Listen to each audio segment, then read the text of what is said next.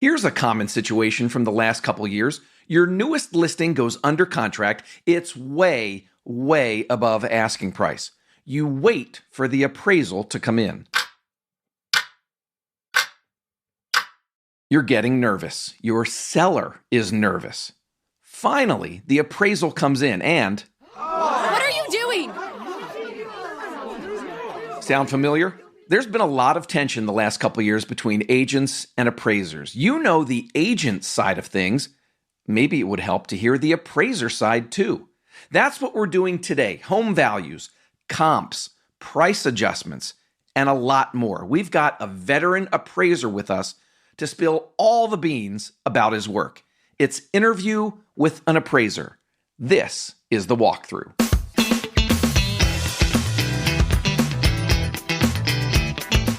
Hello. My name's Matt McGee. Happy September to you. I hope the month is off to a good start. Welcome to the walkthrough. This is a weekly podcast. New episodes come out bright and early every Monday morning. Special welcome to any new listeners that we have with us. Our last two episodes of August, two of the most popular episodes we've ever done. So I have a feeling we have a lot of new listeners. If that's you, it is great to have you on board. This is the show where you'll learn what's working right now from the best real estate agents and industry experts in the country. At HomeLight, we believe in real estate agents. We're here to explore how great agents grow their business, stand out from the crowd, and become irreplaceable. How many appraisers have you worked with in your real estate career? 10? 50? Maybe more than 100? I guess it depends on a few things like how big your market is, how long you've been licensed, how many transactions you do, of course. Here's the real question, though. How well do you know, really know an appraiser's job? The idea for this episode goes back to late 2021. As I was putting together plans for Season 3, I asked our Facebook listener group if they had any special requests, any topics or special guests that they would want to hear on the show. Well, one listener suggested that we interview an appraiser, and others chimed in and seconded that idea.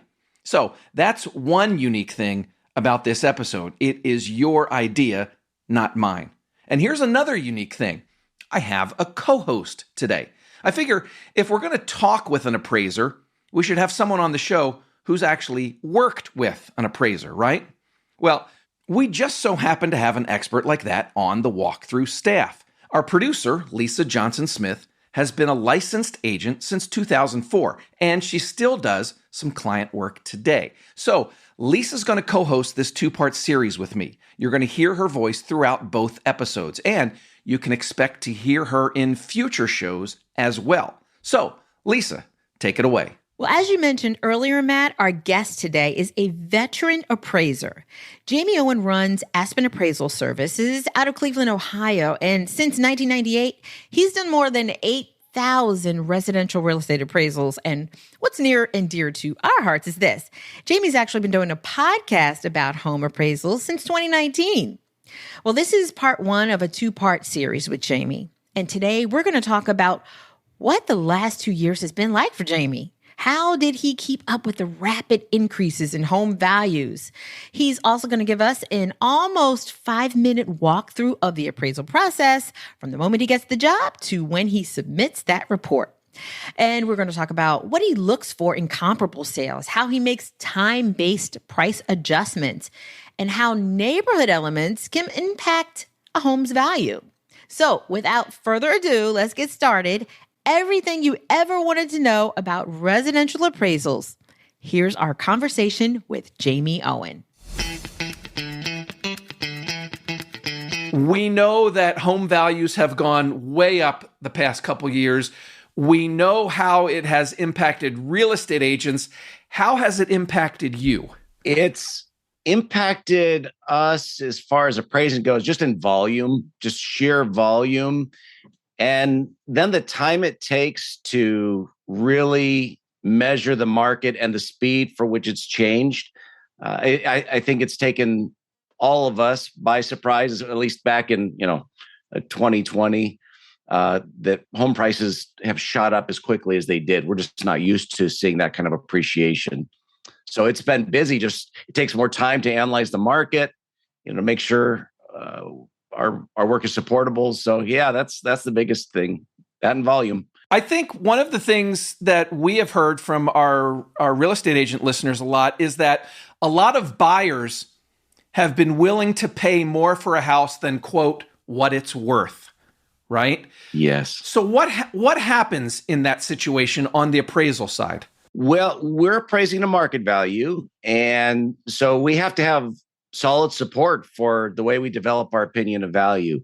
And a lot of times, it matches what people are willing to pay. But in this market, a lot of times people had to bring in cash to the table. A market value, contrary to popular belief, is not what two people are willing to buy and sell a home for.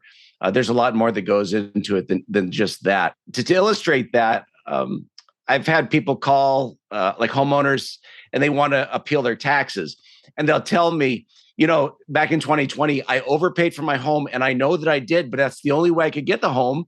So I overpaid for it, but I know it's not really worth that. And it's like, well, they're admitting that, price, it's not always just what somebody's willing to buy. People are willing to spend more. Has that changed? How did that change your job? It makes it a little more stressful. We're not target hitters. But it's always nice when our opinion of value is at least what the contract price is, but sometimes it's not. So there's a stress that we sometimes have if our opinion of value is lower than the contract price. Because somebody's going to be upset. Might be the agent, might be the the buyer or the seller. Jamie, what do you do in that instance? How do you handle that? Well, I just support my work to the best of my ability. That's really all we can do. We're being hired to develop an opinion of value that's based on facts, data from the market. So that's how we handle it. We just make sure that we're supporting our work in a solid manner. And that's through using comps? Comparable sales. Yep. Mm-hmm. And then, as I'm sure we'll get into in a little bit, even in our adjustments, that makes a big difference too in this market. Home prices have shot up so fast. A home that sold last month went under contract maybe a month before that. So we have to measure the market in that change. That's got to be part of our appraisal process, is that market analysis and accounting for that. In the end, you have to get to a number that's defensible, right? Exactly. Yeah. Yeah. So our work is not to simply validate a contract price. Although I think a lot of times our appraisals are used that way. It's either, it's a validation situation, but really for appraising, it's much deeper than that. There is a long process we go through on every appraisal, and it takes some time to properly do them. Let's dive into that appraisal process. Why don't you just walk us through? So the lender hires you to appraise 123 Main Street. What happens next? So the first thing I'll do is I'll pull the zoning and look through the zoning, and I'll look at the property that I'm getting ready to appraise, and then I'll start pulling data. It's the first thing. So of course I'll schedule the appointment, but before I even get to the property, I'm pulling single family homes. If it's a single family home that I'm appraising, seeing what the market trends are for all the single family homes in that market area, or maybe a specific neighborhood. So I'm going to measure that trend. And then I'm also going to look at trends of homes that are competing with the subject property, the property we're appraising. So there's several trends that we're looking at.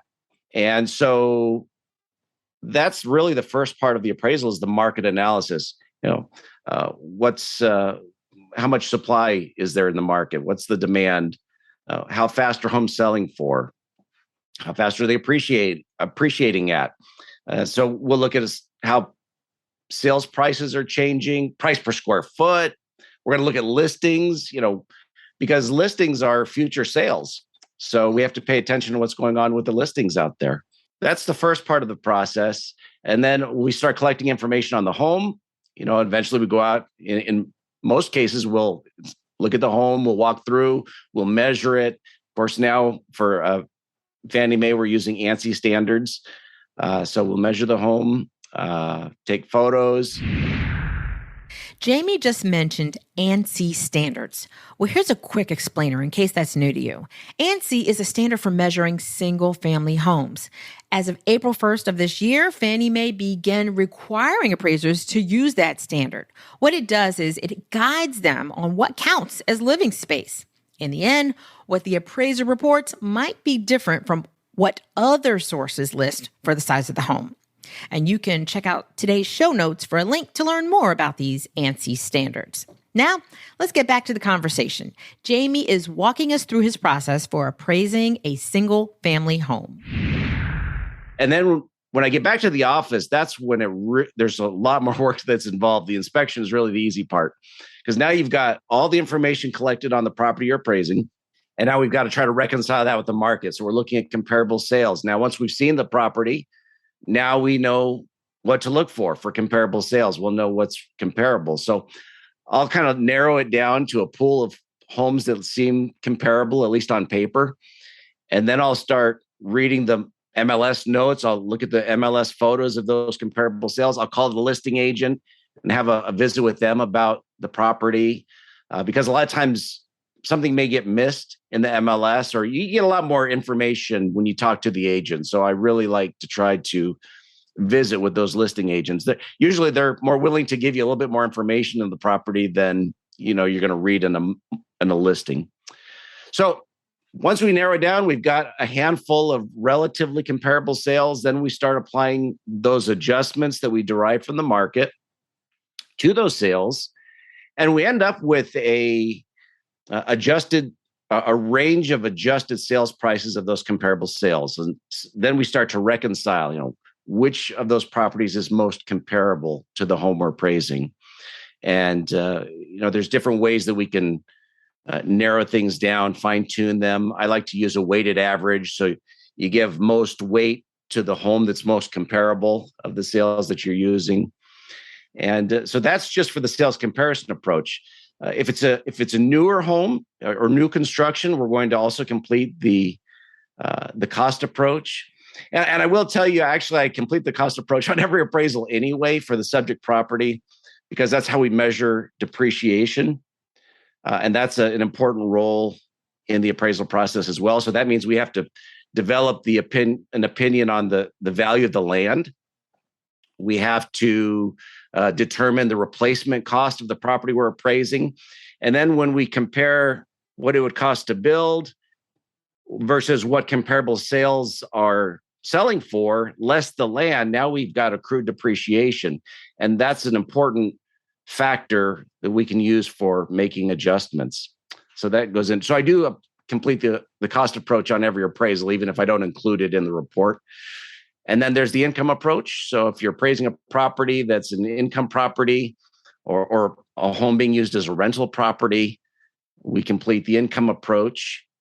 And then you've got to reconcile which approach is most applicable, which one's most supportable, which one has the best data. And we've got to reconcile that. So that's it in a nutshell. I don't know if I covered it well, but you covered it really thoroughly. But can we go back a little bit? Yes. So you talked about the comps. How wide of an area are we talking? How wide do you search? Well, that's such a great question. So I start with the immediate neighborhood. If you can find comparable sales that are in that neighborhood, we have to define what that is. So it's different in different markets. But if we can find sales there's no sense in going to another neighborhood. If you've got sales that are right there and they're really comparable. But sometimes we have to widen it out. So a lot of it depends on the density of the area that we're appraising. If we're in a city with a high density, well, there's probably a lot of sales that are nearby or relatively nearby, and you don't have to go far. Maybe even a few blocks in some cases. If you're in a suburban area, it may be a mile or two out. There are properties that I've appraised that are rural, and you're driving 20, 30 miles just to get a picture because that's the closest comparable sale. So it really depends on the market area, and it depends on the home too. If it's a really unique home, you've got to go try to find another comparable sale that's similar or unique in and of itself. So that's a good question. And how far back in time can you go? Fannie Mae, Freddie Mac, they usually they like to see 6 months or as far back as a year.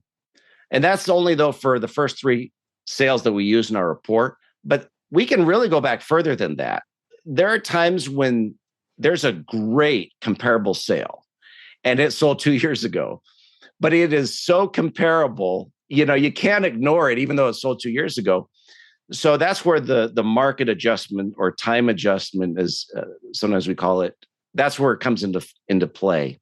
Can you explain that concept of the time adjustment? Because when we spoke earlier, I hadn't really heard too much about it, but you said that's something that most appraisers should use as a tool. Yes. And most appraisers that are trained properly do make time adjustments. Here's the concept. When we're appraising a property, it's as of a specific point in time. It's one day.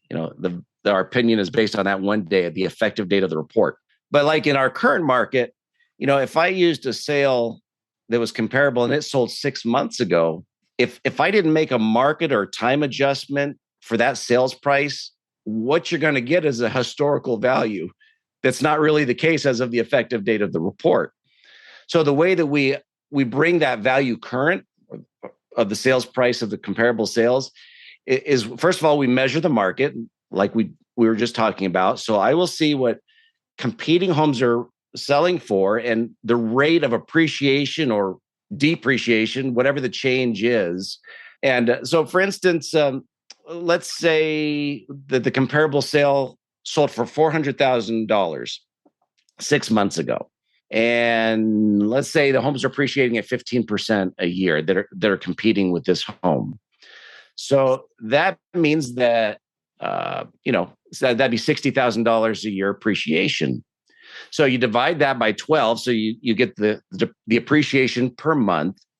And then you multiply that from the contract date of that sale to the effective date of the appraisal. So if it was 6 months ago, that would be a $30,000 adjustment that we would make. If it's appreciating, it'd be a positive adjustment to that sales price. If we were in 2008 and things were going in the opposite direction, it'd be a negative adjustment. So that's how we make up the difference in time and bring those prices current. Jamie, I can't help but think you're going to have some splaining to do as with this current market. So you're going to have some mad folks on your hands. Yeah. Well, even some banks. So this is why some appraisers are afraid to make an adjustment like that, though, because banks they get scared when you make adjustments across the board, and time adjustments are across the board, right? You're going in one direction. So the problem is sometimes those time adjustments have been so large over the last couple of years that even banks that I think it makes them worried. I have a bank that I do a lot of work for, direct lender. It's not an AMC. And last year, some of my market or time adjustments were so large. They called me up and they said, "Are you sure that's right? Because that is a huge adjustment across the board." I said, "I think so, based on my information, the data that I looked at." And I gave them the data. They looked at it and they're like, "Yeah, you're right," and they accepted it. So that's what appraisers have to do, though. We have to be able to support our work. Because if I had not made those adjustments, my opinion of value would have been lower than the market really was at that time. Mm-hmm. So, but it does require a lot of explaining. I think the banks are used to it now. After 2 years of this rapid appreciation, they're used to it. But early on, when things are appreciating at 20% a year, when it's normally 5%. I want to go back to one of the other things that you also mentioned too. You talked about getting in touch with the agent who listed the comps. Yeah. So two questions on that. Number one, is that common among appraisers? Do a lot of appraisers do that? And then two, what are you looking for when you talk to them? I don't know how common it is. I know appraisers that do, and I know that there are some that don't. So it's hard for me to comment on how common it is. It's beneficial to me, though, because I like to know the motivations behind the situation. Was it a distressed sale? Was there some kind of large personal property that was included that I don't know about, or some strange thing? So that's one of the reasons I like to talk to the agent. And the other is I like to just get a little bit more of a flavor of what the home was really like. MLS photos are great, but sometimes you can make something look really good. And then you get to the property, it's like, maybe it's not quite as good as those pictures showed. And that's okay. That's, agents are trying to sell homes. So I get it. I think a lot of agents don't realize the value that they can add for their listings by giving you so much information, and that you're willing and ready to accept it. So if you were to, like Matt said, get certain information from the agent, you want to know the things that aren't obvious, right? So if there's a sale that was sold for less than what you think it should have sold for down the street or next door, and they have some inside information on that may help their listing, you want that information, right? Definitely. The more information you can give us, the better, because it helps us to make a better decision about, where we're going to develop that opinion of value. If you've got a low sale and it was maybe a divorce situation and they were just trying to get rid of that house, that may not show up in the multiple listing service, but an agent might know about it. And so that might keep us from using that that comparable sale. Yeah. Sometimes they're way high too, and there may be a reason why that one sold much higher than the rest. Maybe it had a valley, view, and we couldn't see it from the street because it was, the home was blocked by woods. But when you got to the property, it opened up to this gorgeous valley view, and people are willing to pay a lot of money for that. But sometimes we just don't know that. We do our best to, but an agent can really help with that. And I'll tell you, the agents, at least in Northeast Ohio, most of them are awesome about sharing that kind of information. I'm grateful. It's really been a blessing here. Is there information that agents sometimes share with you that just isn't helpful? Yeah. Sometimes I'll get to the home and the agent meets me there, and they have this amazing packet, and it's got the MLS printout of the property, but I already have that, like you say. So yeah, that we don't really need. But I will happily take sales that the agent thinks are comparable, because sometimes we'll miss it.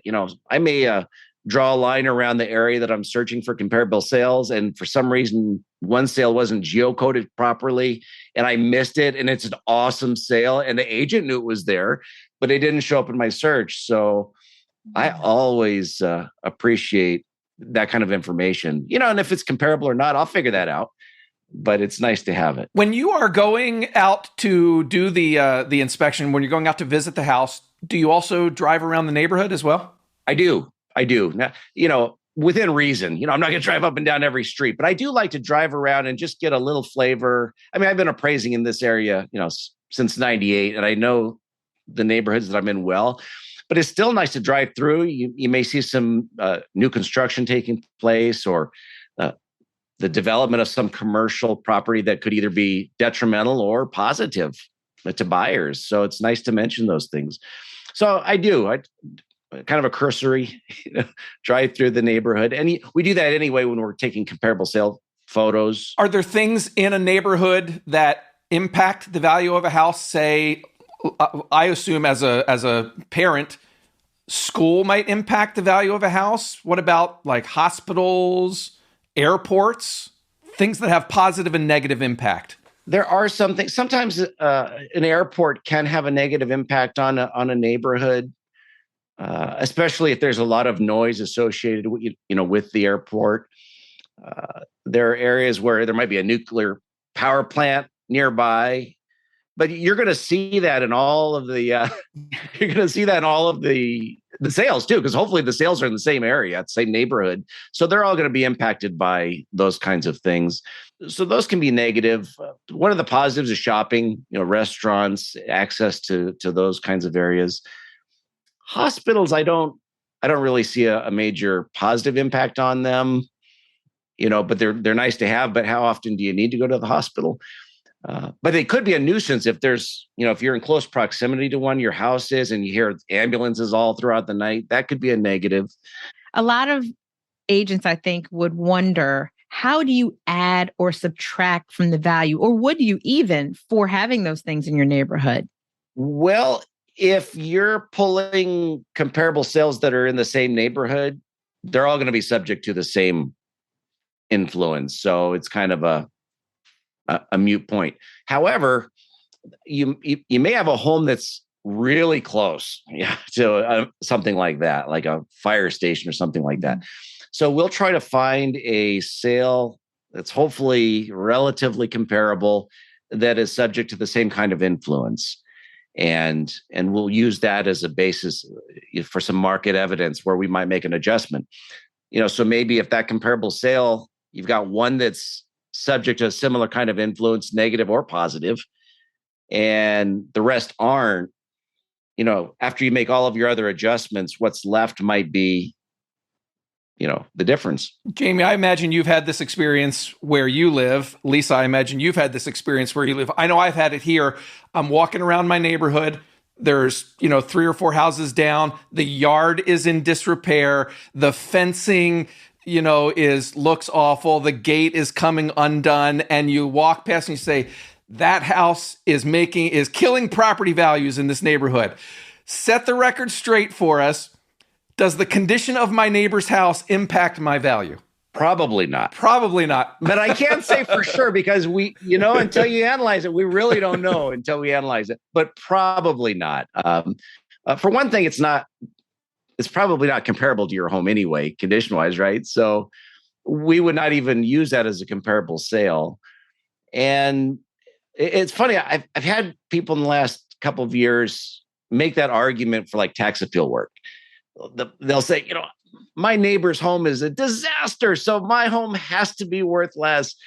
And it just usually not the case, because you could also make the other argument. Okay, if that's going to bring the value down, what if someone went in there, an investor, and they totally renovated the property? Now, does that mean that it brought your value up of your property?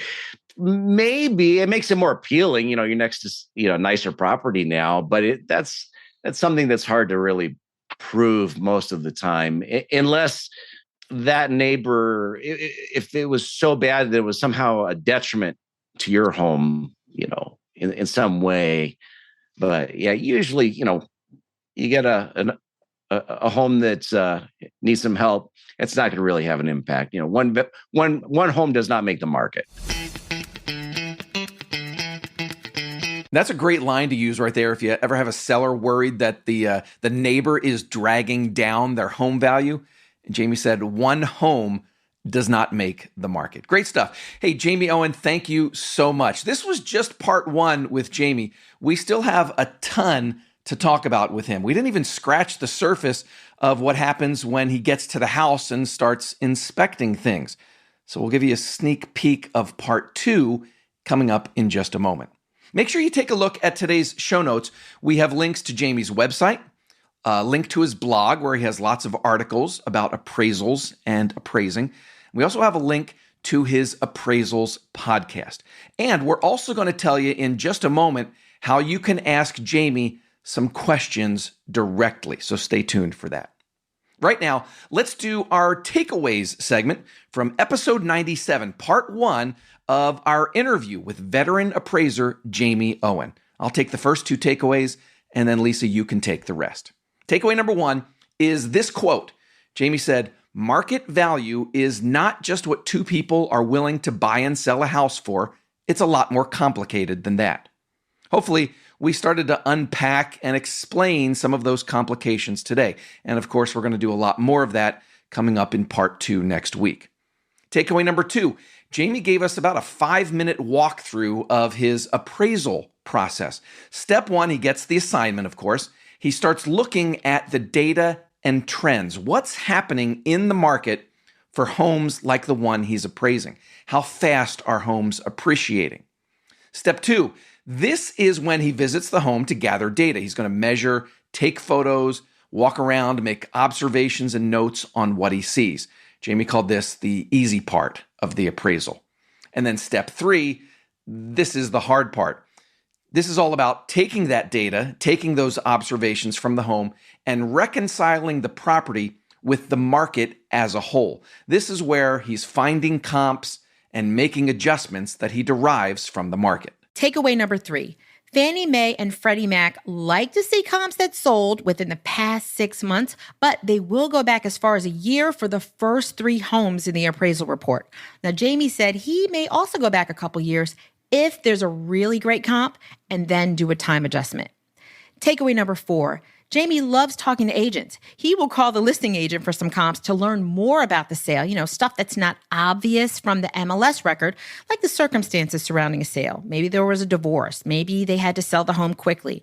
And so he invites agents to volunteer info for the appraisal. But you don't need to give the appraiser anything that's already available in the MLS.